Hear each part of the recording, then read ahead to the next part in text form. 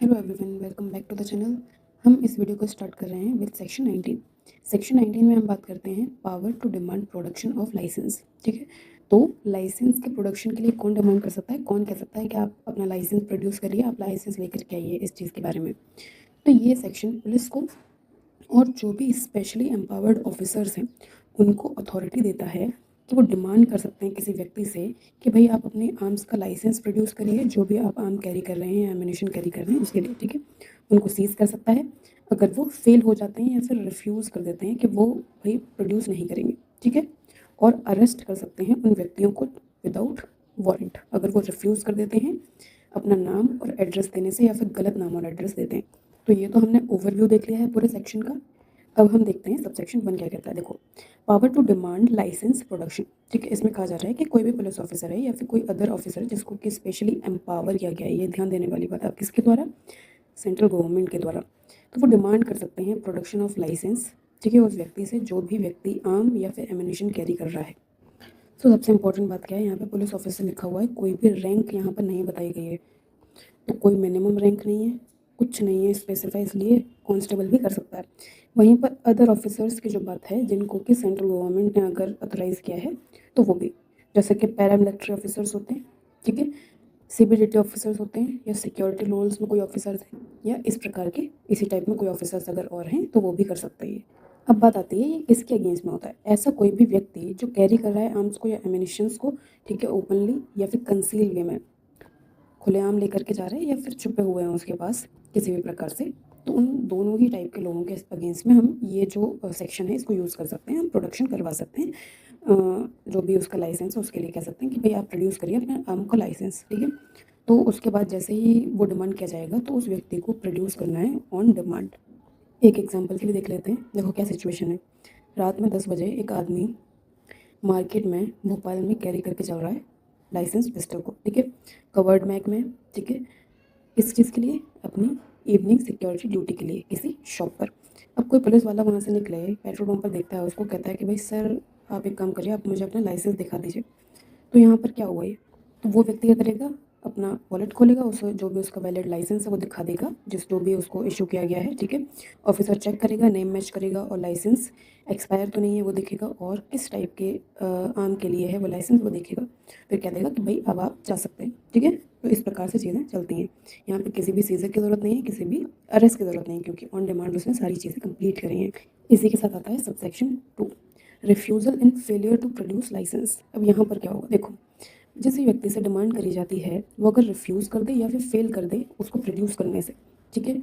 और show cause कर दे कि भाई वो एंटाइटल है विदाउट लाइसेंस उसको कैरी करने के लिए, अगर ऐसा हो जाता तो ठीक है। लेकिन अगर वो शो कॉज भी नहीं कर पाता तो उस केस में अगर वो रिफ्यूज़ करता है या फेल कर जाता है लाइसेंस को प्रोड्यूस करने से या फिर शो कॉज नहीं कर पाता, इस केस में क्या होगा, जो भी ऑफिसर्स हैं कंसर्न उस चीज़ से, जो भी मांग रहे हैं उससे, तो वो क्या कर सकते हैं कि आप अपना नेम और एड्रेस दे दीजिए। अब वहाँ पर वो क्या कर सकता है, जो ऑफिसर है वो अगर चाहे, सही समझे, तो वो सीज़ कर सकता है उस पर्टिकुलर आर्म और एम्यूनिशन को। तो यहाँ पर जिस व्यक्ति से लाइसेंस मांगा गया था अगर वो रिफ्यूज़ कर दे कि भाई मैं नहीं शो करूँगा,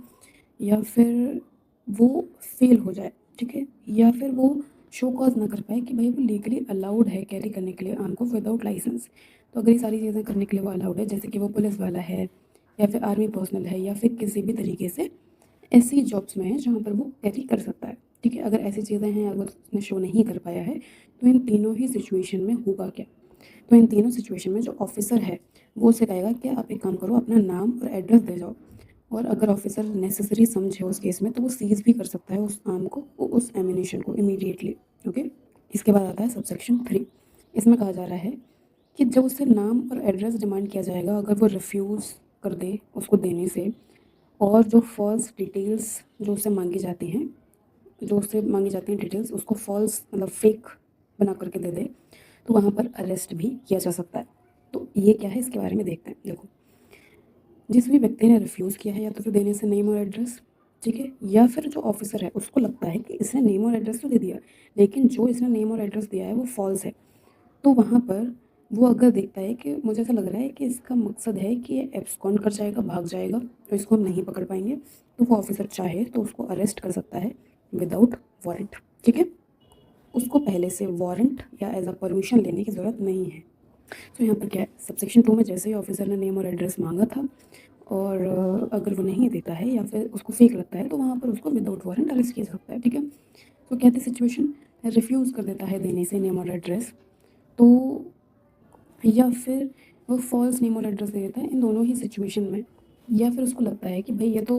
रन अवे कर जाएगा, ये तो भाग जाएगा, तो इन टाइप की सिचुएशंस में वो उसको विदाउट वारंट अरेस्ट कर सकते हैं। तो ये है हमारा सेक्शन 19, ये इसी चीज़ के बारे में बताता है, ठीक है। इसके बाद आता है हमारा सेक्शन 20। अब सेक्शन 20 क्या बात करता है वो देखते हैं। देखिए ये है सेक्शन 20, ठीक है। तो ये सेक्शन 20 क्या बोलता है, where any person is found carrying और conveying any arm and ammunition, ठीक है, वेदर कवर्ड बाय लाइसेंस और नॉट, चाहे जो भी आर्म और एम्यूनिशन वो लेकर के जा रहा है या अपने साथ में रखे हुए हैं वो लाइसेंस में कवर होते हैं या नहीं होते हैं, ठीक है। लेकिन वहाँ पर सिचुएशन ऐसी है, सर्कमस्टांसेस ऐसे हैं या फिर इस मैनर में वो लेकर के जा रहा है कि वहाँ पर अगर कोई भी देखता है तो उसको लगता है कि भाई यहाँ पर कोई ना कोई ऐसे सर्कमस्टांसेस, ऐसे ग्राउंड बनते हैं जहाँ पर हमें सस्पिशन हो उस व्यक्ति पर, ठीक है। तो यहाँ पर अगर ऐसा सस्पिशन होता है कि ये व्यक्ति का इंटेंशन है कि इसको या तो फिर वो यूज़ करेगा फॉर एनी अनलॉफुल पर्पज़ के लिए, ठीक है, तो यहाँ पर मजिस्ट्रेट या फिर कोई भी पुलिस ऑफिसर या फिर कोई ऐसा अदर पब्लिक सर्वेंट जो कि एम्प्लॉयड है, वर्क कर रहा है रेलवे में, एयरक्राफ्ट में, वेसल में, व्हीकल में या फिर किसी ऐसे मीन्स ऑफ कन्वीनियंस में, तो वो ऑफिसर, मजिस्ट्रेट या फिर पुलिस ऑफिसर, ठीक है, वो अरेस्ट कर सकता है उसको वहीं के वहीं विदाउट वारंट, ठीक है, और सीज कर सकता है वो आर्म और एम्यूनिशन को। ये कहता है सेक्शन 20, ओके। तो इसको हम थोड़ा सा ब्रेक डाउन करके देख लेते हैं। वेदर कवर्ड बाय लाइसेंस और नॉट, इसका क्या मतलब है, देखो, if someone has a valid arm licence, अगर किसी व्यक्ति के पास वैलिड आर्म लाइसेंस भी है लेकिन सिचुएशन ऐसी बनी हुई है, बिहेवियर ऐसा है कि वो सस्पिशियस लग रहा है कि ये व्यक्ति इसको किसी क्राइम को करने में यूज़ कर सकता है। इसका हम एग्जांपल देख लेते हैं। मिस्टर शर्मा जो हैं वो एक वैलिड पिस्तौल लाइसेंस लेकर के जा रहे हैं, ठीक है, किस चीज़ के लिए, फॉर शॉप प्रोटेक्शन, भोपाल में 11 बजे रात में, ठीक है। पुलिस देखती है उनको, लेकिन वो जा रहे हैं कैसे, 5 और लोगों के साथ, और सारे के सारे गन्स लेकर के जा रहे हैं, ठीक है, और ऐसे कपड़े पहने हुए हैं और बैंक की तरफ जाते हुए दिखाई दिए हैं। तो यहाँ पर क्या हुआ, यहाँ पर ऐसे सर्कमस्टांसेस आ रहे हैं जैसे कि ये लोग उसको क्राइम को करने में यूज़ कर सकते हैं। इसके बाद आता है सेकंड, इसका ये कि जस्ट ग्राउंड फॉर सस्पिशन, मतलब जो ऑफिसर है उसको रीजनेबल और ऑब्जेक्टिव ग्राउंड्स मिल जाते हैं कि भाई ये केवल उसकी पर्सनल फीलिंग नहीं है, उसको कुछ ना कुछ ऐसे पॉइंट्स मिले हैं जिससे उसे सस्पिशन हो रहा है उनके ऊपर। अब ये कैसे कैसे हो सकता है, टाइम को देखा जाता है कि भाई वो 3 बजे लेकर के जा रहे हैं किसी रेजिडेंशियल एरिया में, ठीक है। लोकेशन देखी जाती है कि भाई कोर्ट के आसपास, पुलिस स्टेशन के आसपास, स्कूल के आसपास, विदाउट परमिशन जा रहे हैं, कंसीलमेंट, गन जो है उन्होंने हाइड कर रखी है कपड़ों के नीचे, ठीक है, या फिर उनका बिहेवियर ऐसा है, बड़े नर्वस हो रखे हैं, ठीक है, भागने की कोशिश कर रहे हैं और गलत आंसर्स दे रहे हैं अगर उनसे पूछा जा रहा है तो, ठीक है। मल्टीपल लोग आर्म्स कैरी किए हुए हैं, वहीं पर उनका टारगेट है या तो फिर वो बैंक की तरफ जा रहे हैं और किसी दुश्मन के घर की तरफ जा रहे हैं, गवर्नमेंट ऑफिस की तरफ जा रहे हैं। तो इस प्रकार की अगर कोई चीज़ें होती हैं तो वहाँ पर ऐसे सर्कमस्टांसेस हो जाते हैं कि हमें सस्पिशन होने लगता है, ठीक है। लोडेड वेपन है उनके पास, ठीक है, और ऐसा आर्म फाउंड हुआ है जो कि रिसेंट रॉबरी में या फिर मर्डर में यूज़ हुआ, ओके। तो इसी प्रकार से इस पूरे को हमने बाइफर्केट किया हुआ है, intent to use for unlawful purpose और may be use for unlawful purpose. तो उनकी इंटेंशन है या तो फिर अनलॉफुल पर्पस के लिए यूज़ करने की या फिर वो यूज़ करेंगे ही करेंगे, ठीक है। तो ये 2 टाइप के सस्पिशन है, इंटेंशन है मतलब प्लान किया हुआ है, ठीक है, वही वो करने जा रहे हैं या फिर वो कर सकते हैं, ठीक है। तो ये 2 सिचुएशन है। अब यहाँ पर बात आती है कि कौन अरेस्ट कर सकता है। तो यहाँ पर देखो ये थोड़ी सी ब्रॉड लिस्ट है, कोई भी मजिस्ट्रेट, चाहे वो जुडिशियल मजिस्ट्रेट हो या फिर एग्जीक्यूटिव मजिस्ट्रेट हो, ठीक है, कोई भी पुलिस ऑफिसर, कोई रैंक नहीं बताई हुई है, ठीक है, कोई भी पब्लिक सर्वेंट जो कि वहाँ हो, कोई ऐसा व्यक्ति जो कि रेलवे में, एयरक्राफ्ट में, वेसल में, व्हीकल में या फिर किसी भी ऐसे कन्वीनियंस में काम कर रहा है, ठीक है, तो वो वहाँ पर अरेस्ट कर सकता है। इसके बाद शुरू होता है हमारा सेक्शन 21। सेक्शन 21 में जब हम देखते हैं ये किस चीज़ के बारे में बात करी जा रही है, तो सेक्शन 21 हम कह सकते हैं कि one of the most important और one of the most asked question आते हैं इसमें से, ठीक है, क्योंकि इसमें किस चीज़ के बारे में बताया गया है, इसमें बताया गया है डिपॉजिट ऑफ आर्म्स और ammunition on the possession ceasing to be lawful. इसका मतलब क्या है, मतलब वो आर्म्स और एम्यूनिशन जो अब लॉफुल नहीं है आपको अपने पास रखना लीगली, उनको आप कैसे और कहाँ डिपॉजिट करोगे, क्यों डिपॉजिट करोगे, उन सभी चीज़ों के बारे में। ओके, तो इस चीज़ के बारे में सबसे पहले सबसेक्शन है यहाँ पर, ये कहते हैं कि व्हेन पोजेशन बिकम अनलॉफुल, जब आपको उनका जो पोजेशन है वो अपने पास रखना अनलॉफुल बन जाता है, तो भाई आपको उनको डिपॉजिट करना ही पड़ेगा। ओके, तो क्या है देखो, इसमें कहा जा रहा है any person having in possession, किसी भी व्यक्ति के पास कोई आर्म या एम्यूनिशन है जो उनके पोजेशन में है, और या तो फिर जो उनका लाइसेंस है वो एक्सपायर कर गया है, ठीक है, या फिर उनका जो लाइसेंस है वो सस्पेंड कर दिया गया है, रिवोक कर दिया गया है, या फिर जो सेक्शन 4 है जहाँ पर पर्टिकुलर एरिया में सेंट्रल गवर्नमेंट नोटिफिकेशन निकाल करके बता सकती है कि भाई अब इस एरिया में आप नहीं रखोगे अपने पास, तो उस नोटिफिकेशन की वजह से या फिर किसी भी अदर रीज़न की वजह से वो लॉफुल नहीं रह जाता है अपने पास रखना किसी व्यक्ति के द्वारा, तो वहाँ पर विदाउट डिले वो उसको डिपॉजिट करेंगे ऑफिसर इंचार्ज के पास किसी भी नियरेस्ट पुलिस स्टेशन में, ठीक है, और किसी भी लाइसेंस डीलर को भी कर सकते हैं, और साथ ही साथ या तो फिर अगर वो किसी आर्म फोर्सेस के मेंबर हैं तो वो यूनिट में भी दे सकते हैं, यूनिट आर्मरी में। अब यूनिट आर्मरी से हमारा क्या मतलब है, अगर कोई व्यक्ति नेवी में है तो जो नेवी में आर्मरी होती है तो उसको भी इसमें इंक्लूड किया गया, ठीक है। तो यूनिट आर्मरी होता है क्या, देखो गन स्टोरेज रहता है आर्मी यूनिट स्पेस पर, शिप अगर है इंडियन नेवी में तो वहाँ पर भी रहता है, ठीक है। इसके बाद आता है सबसेक्शन 2 जिसमें बात करी जाती है right to get back and sell the deposited arms. देखो अब आपने डिपॉजिट तो कर दिए सबसेक्शन 1 में, लेकिन क्या आप उन्हें वापस ले सकते हो या क्या आप उन्हें डिस्पोज ऑफ कर सकते हो, इन सभी चीज़ों के बारे में, ठीक है। तो इसमें क्या कहा जा रहा है, देखो जब भी कोई आर्म या एम्यूनिशन है जिसको डिपॉजिट किया गया है अंडर सबसेक्शन 1, तो जो डिपॉजिटर है और अगर वो मर जाए तो उसके केस में लीगल रिप्रेजेंटेटिव है उसका, तो जो भी टाइम प्रिस्क्राइब किया गया है उस टाइम से पहले वो एंटाइटल है उसको वापस पाने के लिए, ठीक है, रिसीव बैक करने के लिए, और अगर वो चाहे तो वो उसको डिस्पोज ऑफ भी कर सकता है, ठीक है, या फिर किसी और को कह सकता है कि अथोराइज कर सकता है कि आप डिस्पोज ऑफ कर दीजिएगा बाय सेल, और अगर अदरवाइज चाहे तो अदरवाइज भी कर सकता है। और उसके बाद अगर वो प्रोहिबिटेड नहीं है इस लॉ में या किसी अदर लॉ में,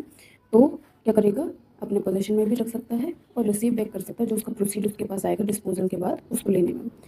इसके बाद कहा जाता है कि भाई जो हम सेक्शन 32 में पढ़ते हैं कॉन्फिस्केशन के बारे में, ये सेक्शन आपको अथोराइज नहीं करता है कि अगर कॉन्फिस्केट किया गया है कोई आर्म या एम्यूनिशन को तो वो आपको रिटर्न में मिलेगा या डिस्पोजल आप उसका कर सकते हो, ठीक है। तो ये यहाँ पर एक्सेप्शन है इसका एक। अब आता है सबसेक्शन 3 जिसमें बात करी जा रही है forfeited to the government if not retrieved और सोल्ड। अगर किसी व्यक्ति ने डिपॉजिट किया था और उसने रिसीव बैक नहीं किया या डिस्पोज ऑफ नहीं किया अंडर सबसेक्शन 2, तो अगर वो पीरियड निकल जाता है तो उस पीरियड के बाद वो फोरफिट हो जाएगा गवर्नमेंट को, ठीक है। आप लेने ही नहीं आए, आपको पता ही नहीं है कि भैया कुछ करना है उसका कि नहीं करना है, आपको लेना है या डिस्पोज ऑफ करवाना है, तो वहाँ पर वो फोरफिट हो जाएगा by the order of district magistrate, ठीक है। डिस्ट्रिक्ट मजिस्ट्रेट ऑर्डर निकाल दिया कि भाई अब ये प्रॉपर्टी जो है वो गवर्नमेंट की प्रॉपर्टी है। अब बात होती है कि अगर सस्पेंशन हो जाता है लाइसेंस का, तो जो पीरियड चलेगा सस्पेंशन का उस पीरियड में आप कभी भी उसको फोरफिट नहीं करोगे बाय ऑर्डर, ओके। आगे आता है सबसेक्शन 4 जिसमें बात करी जाती है कि 30 डेज़ का नोटिस दिया जाएगा फोरफिट करने से पहले, ठीक है। तो जब सबसेक्शन 3 में हम नोटिस निकालते हैं या निकलवाते हैं बाय डिस्ट्रिक्ट मजिस्ट्रेट, तो डिस्ट्रिक्ट मजिस्ट्रेट उस फोरफिटर वाले नोटिस को निकालने से पहले ऑर्डर को निकालने से पहले एक नोटिस निकालेगा कि भाई 30 डेज़ का शो कॉज निकालेगा कि आप 30 डेज़ में आकर के बता सकते हो कि क्यों नहीं फोरफिट किया जाना चाहिए। जो भी नोटिस निकाला था हमने सबसेक्शन 4 में, वहाँ पर डीएम देखेगा कि भाई शो कॉज में अगर कुछ आया है तो उसके बाद उनको कंसिडर करने के बाद वो ऐसा ऑर्डर निकाल सकता है जो भी उसे उस चीज़ में सही लगे, ठीक है, कि इस चीज़ को फोरफिट किया जाना चाहिए या फिर नहीं किया जाना चाहिए। अब यहाँ पर बात की जा रही है सबसेक्शन 6 के बारे में, ठीक है। तो यहाँ पर कहा जा रहा है कि जो गवर्नमेंट है वो किसी भी वक्त रिटर्न कर सकती है, ठीक है, किसको, डिपॉजिटर को, उसके लीगल रिप्रेजेंटेटिव को, जो भी फोरफिटेड चीज़ थी उसको, या फिर उसके प्रोसीड्स थी उसको, ठीक है, पूरी की पूरी या फिर पार्ट्स में। नेक्स्ट जो हमारा सेक्शन है वो है सेक्शन 22 जिसमें सर्च एंड सीजर के बारे में बात करी जा रही है, ठीक है, जो मजिस्ट्रेट के द्वारा किया जाएगा। सेक्शन 1 इसका, सेक्शन 22 का, सेक्शन 22 का सबसेक्शन 1 कहता है कि मजिस्ट्रेट का पावर है सर्च और सीज करवाने का, ठीक है। तो बेसिकली क्या बात की जा रही है वो देखते हैं। जब भी एक मजिस्ट्रेट को रीज़न टू बिलीव होता है उसके सामने ऐसे फैक्ट्स आते हैं कि जिस भी लोकल एरिया में उसका जुरिडिक्शन है वहाँ पर ऐसा व्यक्ति रिसाइड कर रहा है जिसके पोजेशन में कोई आर्म या फिर एम्यूनिशन है और वो किसी अनलॉफुल पर्पज़ के लिए है, ठीक है। तो क्या होगा कि वो व्यक्ति को छोड़ा नहीं जा सकता उसके पोजेशन में, उस आर्म या एम्यूनिशन के पोजेशन में, without dangering public peace and safety. अगर उसको छोड़ दिया तो वो कोई ना कोई ऐसा काम करेगा जिससे पब्लिक की पीस और सेफ्टी में डेंजर आएगा। तो वहाँ पर मजिस्ट्रेट वो रीज़न्स को रिकॉर्ड करके जो उसको ऐसा लगता है कि क्यों उसको ऐसा लग रहा है वो सर्च करवा सकता है, ठीक है, जिस भी घर में वो रह रहा है, जिस प्रोमाइसेस में वो रह रहा है उस घर को। और मजिस्ट्रेट वहाँ पर अगर रीज़न टू बिलीव समझे, अगर कोई आर्म या एमिनेशन वहाँ पर मिलता है, ठीक है, तो उसको वो सीज़ कर लेगा और डिटेन करके रखेगा सेफ कस्टडी में अपने पास उस पीरियड के लिए जितना वो ठीक समझे उसके, ठीक है। उसके बाद चाहे वो व्यक्ति भले ही by the virtue of this act या फिर किसी अदर लॉ में अपने पोजीशन में रखने के लिए उसको एंटाइटल हो, फिर भी वो ऐसा कर सकता है। अब आता है सेकंड हमारा subsection, who can conduct the search, कौन सर्च कर सकता है। तो ये हर जो सर्च है वो कंडक्ट करी जाएगी या फिर प्रेजेंस में करी जाएगी मजिस्ट्रेट के द्वारा, ठीक है, या फिर किसी स्पेशली एम्पावर्ड ऑफिसर के द्वारा जिसको कि सेंट्रल गवर्नमेंट ने वहाँ पर ऑथोराइज किया है, ओके। तो कौन कौन है, मजिस्ट्रेट और स्पेशली एम्पावर्ड ऑफिसर। अब आता है नेक्स्ट सेक्शन हमारा सेक्शन 23, ठीक है। तो यहाँ पर बात की जा रही है कि कौन व्यक्ति है जो सर्च कर सकता है अंडर सेक्शन 23। देखो, कोई भी मजिस्ट्रेट हो गया वो सर्च कर सकता है, चाहे वो जुडिशियल मजिस्ट्रेट हो, एग्जीक्यूटिव मजिस्ट्रेट हो, डिस्ट्रिक्ट मजिस्ट्रेट, सीजेएम, कोई भी पुलिस ऑफिसर हो सकता है या कोई भी स्पेशली एम्पावर्ड ऑफिसर हो सकता है, ओके, जिसको सेंट्रल गवर्नमेंट के द्वारा एम्पावर्ड किया गया है। अब बात आती है कि भाई ये क्यों कर रहा है सर्च, ये असर्टेन करने के लिए क्या कहीं कॉन्ट्रावेंशन हो रहा है क्या किसी रूल का, किसी कंडीशन का, या कोई ऐसा ऑफेंस तो नहीं कमिट होने वाला। इसके लिए हम एक एग्जांपल देख सकते हैं कि पुलिस जो ऐसा ही है वो किसी भी ट्रक को हाईवे पर रोक सकता है, उसको सर्च कर सकता है, ठीक है। सो बेसिकली इस प्रोसेस में हो क्या रहा है, देखो यहाँ पर यह है कि कोई भी मजिस्ट्रेट या फिर कोई भी पुलिस ऑफिसर, कोई भी ऐसा ऑफिसर अदर जिसको सेंट्रल गवर्नमेंट ने ऑथोराइज किया है, वो ये देखने के लिए कि इस एक्ट में कोई भी चीज़ों का या फिर कोई भी रूल्स का कहीं कॉन्ट्रावेंशन तो नहीं हो रहा है, तो वो किसी भी व्हीकल को, किसी भी वेसल को, किसी भी ऐसे मोड ऑफ कन्वीनियंस को रोक करके उसको सर्च कर सकते हैं, ठीक है। साथ ही साथ अगर कोई आर्म या एम्यूनिशन मिलता है तो वो उसको सीज कर सकते हैं, अपने साथ लेकर के जा सकते हैं। साथ ही साथ आर्म और एम्यूनिशन तो सीज करेंगे ही करेंगे, साथ में जो वेसल, व्हीकल या फिर कोई मोड ऑफ कन्वीनियंस है उसको भी सीज कर सकते हैं, ओके। तो यहाँ पर हम इसको आगे लेकर के जाते हैं। ऐसा ही ना, जब ट्रक रोका तो वहाँ पर सर्च में क्या आर्म्स मिले अंडर सेक्शन 23। तो जब वो बॉक्स ओपन किए तो 5 राइफल्स और एमिनेशन मिले, उनको उसने सीज कर लिया, साथ ही साथ ट्रक को भी सीज किया, ठीक है। इसके बाद आता है नेक्स्ट हमारा section 24, seizure and detention under order of central government. तो सेंट्रल गवर्नमेंट अगर किसी वक्त पर ऑर्डर निकाल दे कि भाई आर्म और एमिनेशन जो भी पोजेशन में हो किसी व्यक्ति के, चाहे वो व्यक्ति इस एक्ट के अंदर में या फिर किसी अदर लॉ में उसको अपने पोजीशन में रखने के लिए एंटाइटल हो, तो अगर सेंट्रल गवर्नमेंट ने ऐसा कोई ऑर्डर निकाल दिया है तो वो उसको कभी भी क्या कर सकते हैं, सीज कर सकते हैं उतने पीरियड के लिए जितने पीरियड के लिए वो पब्लिक पीस या सेफ्टी में उसे सही समझे, ठीक है। ये है सेक्शन 24। तो जैसे ही सेंट्रल गवर्नमेंट बोल देगी कि भाई इतने पीरियड के लिए आप जितने भी आपको एम्यूनिशन और आर्म्स मिलते हैं आप उनको ये काम करिए, आप उनको सर्च करके सीज करना शुरू कर दीजिए, तो ऐसा हर जगह शुरू हो जाएगा, चाहे वो भले ही एंटाइटल हो उस चीज़ को रखने के लिए अपने पास या ना हो।